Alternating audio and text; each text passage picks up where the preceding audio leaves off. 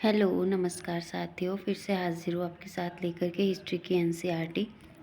तो class 11th की history की एनसीईआरटी में हमारा फर्स्ट चैप्टर लेखन कला और शहरी जीवन चल रहा है, जो मेसोपोटामिया की संस्कृति के बारे में है। तो हमने मेसोपोटामिया का भूगोल, उसकी लेखन कला और शहरीकरण के बारे में पढ़ा था।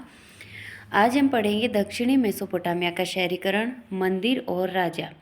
इससे पहले हमने जो है लेखन के व्यवस्था में राजा एन मरकट जो है उसकी कहानी देखी थी, और आज हम देखेंगे जो है उससे आगे का शहरीकरण, किस तरह से मंदिर विकसित होने लगे।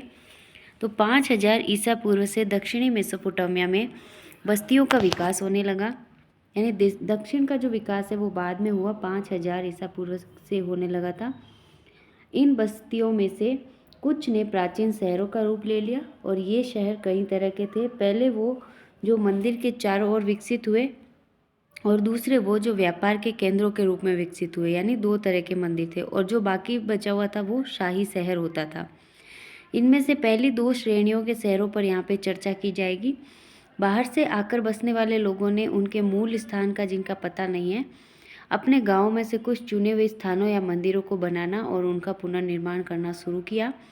सबसे पहला ज्ञात मंदिर एक छोटा सा देवालय था जो कच्ची ईंटों का बना हुआ था, और मंदिर विभिन्न प्रकार के देवी देवताओं के निवास स्थान थे, जैसे उर जो चंद्रमा देवता था, यानी चंद्र देवता जिसको उर कहते थे, और इनाना प्रेम की देवी, प्रेम और युद्ध की देवी। ये काफ़ी इम्पोर्टेंट फैक्ट है। कई बार हमें उर किसका देवता था या उर कौन था, तो चंद्र का देवता था। इनाना कौन थी, या फिर पूछ लिया जाता है प्रेम और युद्ध की देवी कौन थी, तो इनाना। ये इम्पोर्टेंट है। उसके बाद देखिए, ये मंदिर ईंटों से बनाए जाते थे और समय के साथ बड़े बड़े होते गए। पहले छोटे थे, बिल्कुल छोटे होते थे, और फिर धीरे धीरे बड़े होते गए, क्योंकि उनके खुले आंगन के चारों तरफ कई और कमरे बने होते थे। कुछ प्रारंभिक मंदिर साधारण घरों से अलग किस्म के नहीं होते थे, क्योंकि मंदिर भी किसी देवता का घर ही होता था, यानी ये घर की तरह ही बनाते थे प्रारंभ में। लेकिन मंदिरों की बाहरी दीवारें कुछ खास अंतरालों के बाद भीतर और बाहर की ओर मुड़ी हुई होती थी, और यही मंदिरों की विशेषता थी।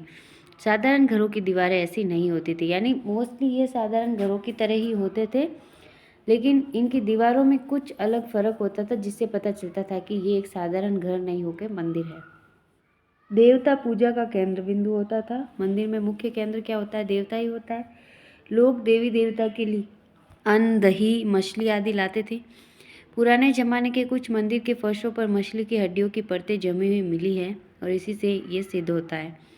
तो आराध्य देव सैद्धांतिक रूप से खेतों, मत्स्य क्षेत्रों और स्थानीय लोगों के पशुधन का स्वामी माना जाता था, और समय आने पर उपज को उत्पादित वस्तुओं में बदलने की प्रक्रिया, जैसे तेल निकालना, अनाज पीसना, काटना और ऊनी कपड़ों को बुनना आदि यहीं पे की जाती थी। कहाँ पे, मंदिरों पे। तो घर परिवार के ऊपर के स्तर के जो व्यवस्थापक होते थे, या व्यापारियों की जो नियोक्ता, अन्न और हल जोतने वाले पशु, रोटी, जौ की शराब, मछली आदि के आवंटन और वितरण के लिखित अभिलेखों के पालक के रूप में मंदिर ने धीरे धीरे अपने क्रियाकलाप बढ़ा लिए और मुख्य शहरी संस्था का रूप ले लिया। लेकिन अन्य दूसरे कारक भी इस व्यवस्था में विद्यमान थे, यानी मंदिर धीरे धीरे जो है इन सभी लिखित व्यापार का केंद्र होने लगा, एक व्यापारिक केंद्र के रूप में उभरने लगा शुरुआत में। तो ज़मीन में प्राकृतिक उपजाऊपन होने के बावजूद कृषि कई बार संकटों से घिर जाती थी। फरात नदी की प्राकृतिक धाराओं में किसी वर्ष तो बहुत ज़्यादा पानी बह आता था और फसलों को डुबा देता था, और कभी कभी धाराएं अपना रास्ता बदल देती थी, जिससे खेत सूखे रह जाते थे।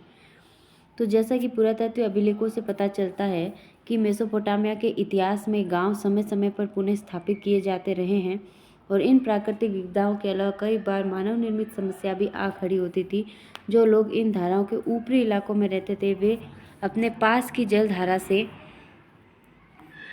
इतना ज़्यादा पानी अपने खेतों में ले लेते थे कि धारा के नीचे की ओर बसे हुए गांवों को पानी ही नहीं मिलता था, और ये लोग अपने हिस्से की सरनी में से गाद यानी मिट्टी नहीं निकालते थे, जिससे बहाव रुक जाता था और नीचे वालों को पानी ही नहीं मिल पाता था।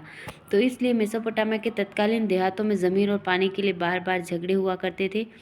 जब किसी क्षेत्र में लंबे समय तक लड़ाई चलती थी, तो जो मुखिया लड़ाई जीतते थे वे अपने साथी और अनुयायियों को लूट का माल बांटकर खुश कर देते थे, और हारे हुए समूहों में से लोगों को बंदी बनाकर अपने साथ ले जाते थे, जिन्हें वे अपने चौकीदार या नौकर आदि बना लेते थे। तो इस प्रकार वे अपना प्रभाव और अनुयायियों की संख्या बढ़ा लेते थे। किंतु युद्ध में विजयी होने वाले ये नेता लोग स्थायी रूप से समुदाय के मुखिया नहीं बने रहते थे। आज है तो कल चले जाते थे। लेकिन बाद में एक ऐसा समय आया जब इन नेताओं ने समुदाय के कल्याण पर अधिक ध्यान देना शुरू किया और इसके फलस्वरूप नई नई संस्थाएं और परिपाटियां स्थापित हो गई। और इस समय के विजेता मुखियाओं ने कीमती भेंटों को देवताओं पर अर्पित करना शुरू कर दिया, जिससे कि समुदाय के मंदिरों की सुंदरता और बढ़ गई। उन्होंने लोगों को उत्कृष्ट पत्थरों और धातुओं को लाने के लिए भेजा जो देवता और समुदाय को लाभ पहुंचा सके, तथा मंदिर की धन संपदा के वितरण का और मंदिरों में आने जाने वाली वस्तुओं का हिसाब किताब रखकर प्रभावी तरीके से संचालन कर सके। जैसा कि एन मरकर से जुड़ी कविताएं व्यक्त करती हैं कि इस व्यवस्था ने राजा को ऊंचा स्थान दिलाया तथा समुदाय पर उसका पूर्ण नियंत्रण स्थापित किया। हम पारस्परिक हितों को सुदृढ़ करने वाले विकास के एक ऐसे दौर की कल्पना कर सकते हैं जिसमें मुखिया लोगों ने ग्रामीणों को अपने पास बसने के लिए प्रोत्साहित किया, जिससे कि वे आवश्यकता पड़ने पर तुरंत अपनी सेना इकट्ठी कर सके। इसके अलावा लोग एक दूसरे के आसपास रहने से स्वयं को अधिक सुरक्षित महसूस कर सके। तो उरुक जो उन दिनों में सबसे पुराने मंदिर नगरों में से एक था। उरुक क्या था? सबसे पुराना मंदिर नगर था।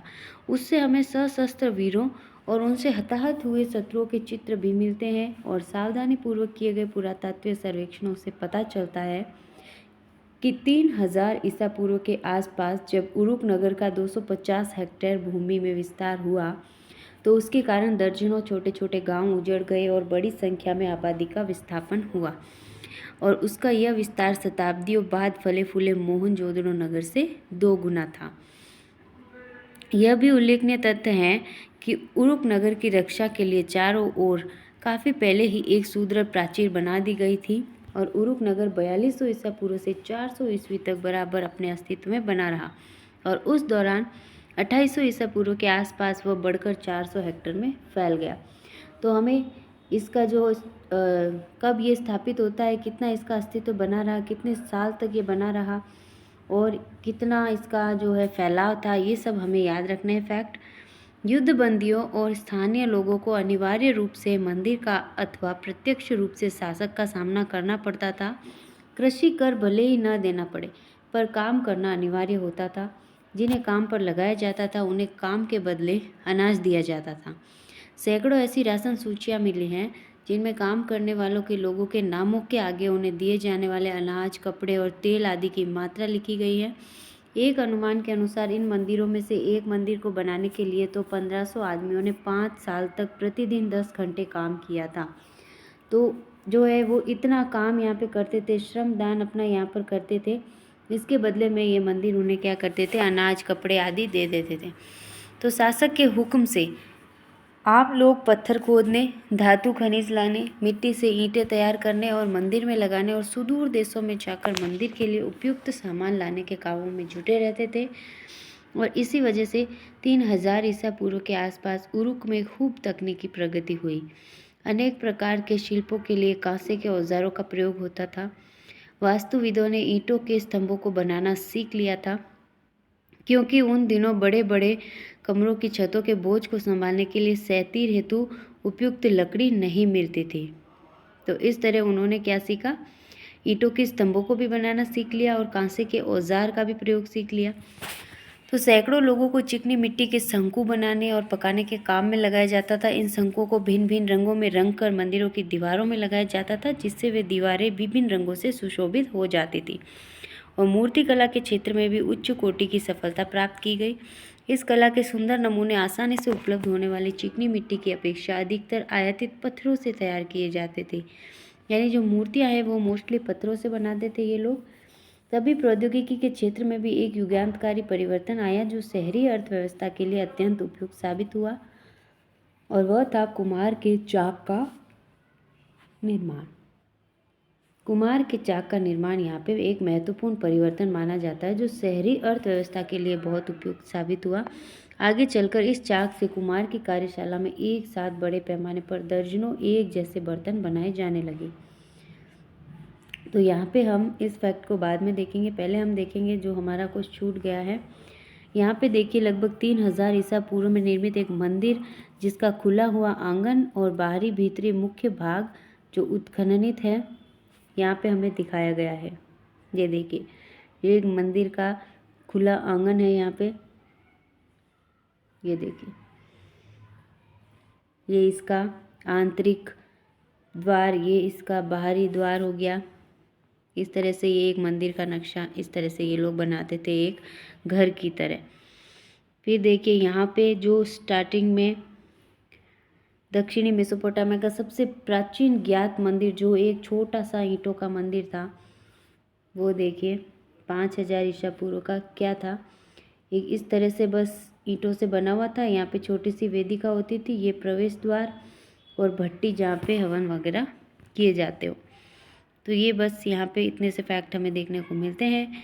और यहाँ पे देखिए ऊपर एक काले पत्थर पर उत्कीर्णित शिलापट्ट यानी स्टेल जो पत्थर है, उस पर दाढ़ी वाले व्यक्ति का दोहरा चित्र दिखाई दे रहा है। ये देखिए, अगर हम इसको ध्यान से देखें तो हमें ये ऊपर और नीचे 2 बार इसी आदमी का, दाढ़ी वाले आदमी वाले का चित्र दिखाई देता है। इसके बाल और सिर पर बंधी हुई पट्टी, इसकी कमर पट्टी और लंबे अंगरखे के निचले हिस्से और स्कर्ट को देखिए। नीचे के दृश्य में उसे एक शेर पर अपने बड़े धनुष बाण से आक्रमण करता हुआ दिखाया गया है। नीचे वाले में वो शेर पे आक्रमण कर रहा है, ऊपर वाले दृश्य में ये वीर उस शेर को भाले से मार गिराता है। और ये 3200 ईसा पूर्व का है। स्टेल क्या होता है? स्टेल पत्थर का एक ऐसा शिलापट्ट है जिस पर अभिलेख उत्कीर्ण किए जाते थे। ये देखिए, ये इसकी अंगर की कमर पे इसके पट्टा बंधा हुआ है, सिर पे भी इसके पट्टी बंधी हुई है। पहले तो ये देखिए धनुष बाण से इस पे वार करता है और फिर इसको शेर को मार गिराता है। हमें इस बुक में साफ नहीं दिख रहा होगा, लेकिन आप अपनी बुक उठा के देखिए तो ये रियलिटी में आपको थोड़ा क्लियर नज़र आएगा।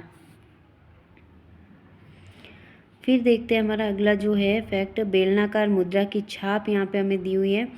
ये 3200 ईसा पूर्व के। इस छाप में दाढ़ी वाला जो सशस्त्र व्यक्ति खड़ा है, ये वाला, ये और जो ऊपर हमने अभी देखा वीर शिलापट या स्टेल वाले पत्थर पे, दोनों में पोशाक और जो इसके बाल हैं ये एक जैसी शैली है। और इसमें 3 युद्धबंदी दिखाए गए हैं। यहाँ पे हमें देखिए, ये 1 2 3, ये 3 युद्धबंदी है, बंधक बना लिए हैं, इनके हाथ बंधे हुए हैं। और चौथा व्यक्ति जो है विजयी योद्धा से हाथ फैलाकर दया की भीख मांग रहा है। ये भी युद्धबंदी लग रहा है, लेकिन इसको बांधा नहीं हुआ है, ये दया की भीख मांग रहा है। और ये लोग ऐसे लग रहा है कि ये इसके सैनिक हैं, इसको पकड़ के लाए हैं, मार रहे हैं। इस तरह से ये जो है यहाँ पे मुद्रा की छाप हमें दिखाई दे रही है। फिर देखिए मोहर, मोहरें कैसी क्या होती थी? बेलनाकार मोहरें होती थी, ये देखेंगे हम। भारत में प्राचीन काल में पत्थर की मोहरें होती थी जिन पर चित्र अंकित किए गए होते थे, लेकिन मेसोपोटामिया में पहली सहस्त्र शताब्दी ईसा पूर्व के अंत तक पत्थर की बेलनाकार मोहरें जो बीच में आर पार छिदी होती थी, एक तीली लगाकर गीली मिट्टी के ऊपर घुमाई जाती थी और इस प्रकार उनसे लगातार चित्र बनता जाता था। वे अत्यंत कुशल कारीगरों द्वारा उकेरी जाती थी और कभी कभी उनमें ऐसे लेख होते थे जैसे मालिक का नाम, उसके इष्ट देव का नाम, उसकी पदीय स्थिति आदि।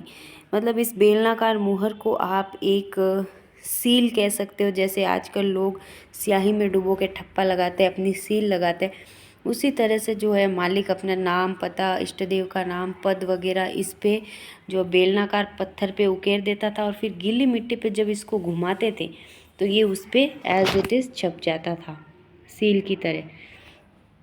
ये देखिए, किसी कपड़े की गठरी या बर्तन के मुंह को चिकनी मिट्टी से लीप पोत कर उस पर वह मोहर घुमाई जाती थी और बर्तन में रखी वस्तु को मोहर लगाकर सुरक्षित किया जा सकता था। इस मोहर को मिट्टी की बनी पट्टिका पर लिखे पत्र पर घुमाया जाता तो वह मोहर उस पत्र की प्रामाणिकता का प्रतीक बन जाती थी। जिस तरह आजकल किसी भी लेख, कुछ भी पेपर पर लिख लीजिए, जब तक उस पर किसी अधिकारी की सील नहीं होगी वो प्रामाणिक नहीं होगा। इसीलिए ये बेलनाकार मोहर एक सील का काम करती थी, पत्र को प्रमाणित करती थी या मोहर को प्रमाणित करती थी। तो इस प्रकार मुद्रा सार्वजनिक जीवन में नगरवासी की भूमिका को दर्शाती थी। ये देखिए, इस तरह से ये गोल होती थी। फिर इसके क्या करते थे, यहाँ दोनों तरफ तीली फंसाकर बेलन की तरह इसके ऊपर ऐसे रोल करते थे, घुमाते थे तो इस पट्टी पे ये प्रिंट हो जाती थी। यहाँ पे 5 पुरानी बेलनाकार मोहरें और उनके छापे हमें यहाँ पे दिखाई गए कि इसको घुमाएंगे तो ऐसी छाप पड़ेगी, इसको घुमाएंगे तो इस तरह से। और प्रत्येक की छाप का विवरण हमें देखना है कि किसमें क्या है। क्या उन पर हमें कीलाकार लिपि भी कहीं पे दिखती है, जो इस सभ्यता की खासियत है। देखिए ध्यान से इनको आप। फिर हम आगे देखते हैं शहरी जीवन। ऊपर के विवरण से हमें पता चलता है कि नगरों की सामाजिक व्यवस्था में एक उच्च या संभ्रांत वर्ग का प्रादुर्भाव हो चुका था। धन दौलत का ज़्यादातर हिस्सा समाज के एक ऐसे छोटे से वर्ग में केंद्रित था, यानी जो मोस्टली धन दौलत वाले लोग हैं वो एक बहुत ही छोटा वर्ग था और गरीब लोग ज़्यादा हैं। हर समाज में यही होता है। और इस बात की पुष्टि इस तथ्य से होती है कि बहुमूल्य चीज़ें जैसे कि आभूषण, सोने के पात्र, सफ़ेद सीपियाँ और लाजवर्त जड़े हुए लकड़ी के जो वाद्य यंत्र है, सोने के सजावटी खंजर आदि ऐसी चीज़ें विशाल मात्रा में उर में राजा और रानियों के कुछ कब्रों या समाधियों में उनके साथ दफनाई हुई मिली हैं। लेकिन आम आदमी की स्थिति क्या थी? कानूनी दस्तावेज जैसे कि विवाह हो गया, उत्तराधिकार आदि मामलों से संबंधित उनसे ये पता चलता है कि मेसोपोटामिया के समाज में एकल परिवार को ही आदर्श माना जाता था। हालांकि एक शादीशुदा बेटा और उसका परिवार अक्सर माता पिता के साथ ही रहते थे और पिता ही परिवार का मुखिया होता था। हमें विवाह की प्रक्रिया या विधि के बारे में तो कुछ जानकारी मिली है और विवाह करने की इच्छा के बारे में घोषणा की जाती है कि वधू के माता पिता जो है उसके विवाह के लिए अपनी सहमति देते थे। उसके बाद वर पक्ष के लोग वधू को कुछ उपहार देते थे और जब विवाह की रस्में पूरी हो जाती थी तब दोनों पक्षों की ओर से उपहारों का आदान प्रदान किया जाता था, लगभग जो आजकल हिंदुओं में होता है उस तरह से। फिर वे एक साथ बैठकर भोजन करते थे और मंदिरों में जाकर भेंट चढ़ाते थे। जब नववधू को उसकी सास लेने आती थी तब वधू को उसके पिता द्वारा उसकी दाय का हिस्सा भी दे दिया जाता था। पिता का घर, पशुधन, खेत आदि उसके पुत्रों को मिलते थे। आइए अब उर नगर का अवलोकन करें। उससे पहले हमारा एक यहाँ पे फैक्ट है कि एकल क्या होता है? परिवार में एक पुरुष, उसकी पत्नी और उसके बच्चे शामिल होते हैं। ये तो हम सभी को पता है। हौज क्या होता है? हौज जमीन में एक ऐसा ढका हुआ गड्ढा होता है जिसमें पानी और मल जाता रहता है, जिसको हम आजकल सीवरेज बोलते हैं। यहाँ पे हम उर नगर के बारे में पढ़ेंगे। यह उन नगरों में से एक था जहाँ सबसे पहले खुदाई की गई। उर मेसोपोटामिया का एक ऐसा नगर था जिसके साधारण घरों की खुदाई 1930 के दशक में सुव्यवस्थित ढंग से की गई। उनमें टेढ़ी मेढ़ी और संकरी गलियां पाई गई हैं, जिससे ये पता चलता है कि पहिए वाली गाड़ियां वहां के अनेक घरों तक नहीं पहुंच सकती थी। अनाज के बोरे और ईंधन के गट्टे संभवतः गधे पर लाद तक घर तक ले जाए जाते थे। पतली और घुमावदार गलियों तथा घर के भूखंडों का एक ऐसा आकार न होने से, यानी एक जैसा आकार नहीं था घर के जो भूखंड यानी कि प्लॉट है वो एक जैसे आकार से ऐसे इस तरह काटे नहीं गए थे सुनियोजित ऐसा से, वो ऐसे ही टेढ़े मेढ़े किसी भी तरह से बने हुए थे। तो उससे ये निष्कर्ष निकलता है कि नगर नियोजन पद्धति का अभाव था। जो हमें हड़प्पा सभ्यता में नगर नियोजन देखने को मिलता है ना, वो यहाँ पे उसका अभाव है। तो वहाँ गलियों के किनारे जल निकासी के लिए उस तरह की नालियाँ नहीं थी जैसा कि उसके समकालीन नगर मोहनजोदड़ो में पाया गया। मोहनजोदड़ो और हड़प्पा में जल निकास प्रणाली बहुत ही शानदार थी जिसके बारे में हम पढ़ते हैं। तो यहाँ पे वो सब चीज़ें नहीं हैं, बल्कि जल निकासी की नालियाँ और मिट्टी की नलिकाएँ उर नगर के घरों के भीतरी आंगन में पाई गई है, जिससे ये समझा जाता था कि घरों की जो छतों का ढलान है वो भीतर की ओर होता था। वर्षा का पानी निकास नालियों के माध्यम से भीतरी आंगन में बने हुए हौजों में ले जाया जाता था। यानी हर एक आंगन में बड़े बड़े हौज, कुंड बड़े बड़े बनाए जाते थे और सारा पानी उसी में गिरता था।